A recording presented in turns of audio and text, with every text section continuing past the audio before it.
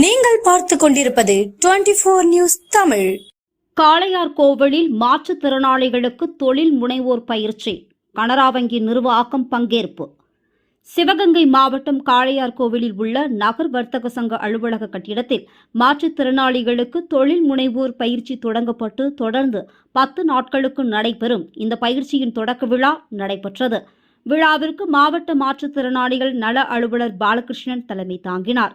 கனரா வங்கியின் கிராம சுய வேலை வாய்ப்பு பயிற்சி நிறுவனத்தின் இயக்குநர் ரகுநாதன் அவர்களும் புரொவைடர்ஸ் ஸ்கில் அகாடமி இயக்குநர் போ சாத்தையா அவர்களும் முன்னிலை வகித்தனர்.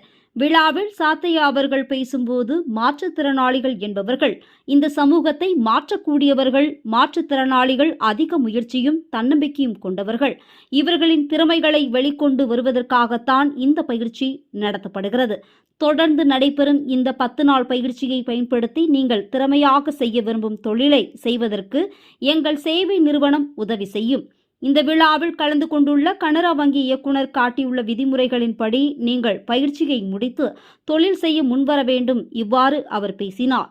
இதனைத் தொடர்ந்து மாவட்ட துணை சேர்மன் சரஸ்வதி அண்ணா, காளையார்கோவில் ஊராட்சி மன்ற தலைவர் சிவசண்முகம், நகர் வர்த்தக சங்க தலைவர் ஜேம்ஸ், சிகரம் மாற்றுத்திறனாளிகள் நல அறக்கட்டளையின் சட்ட ஆலோசகர் விவேகானந்தன் மற்றும் சமூக தன்னார்வலர்கள் பங்கேற்று பயிற்சி குறித்து அறிவுரை வழங்கினார்கள்.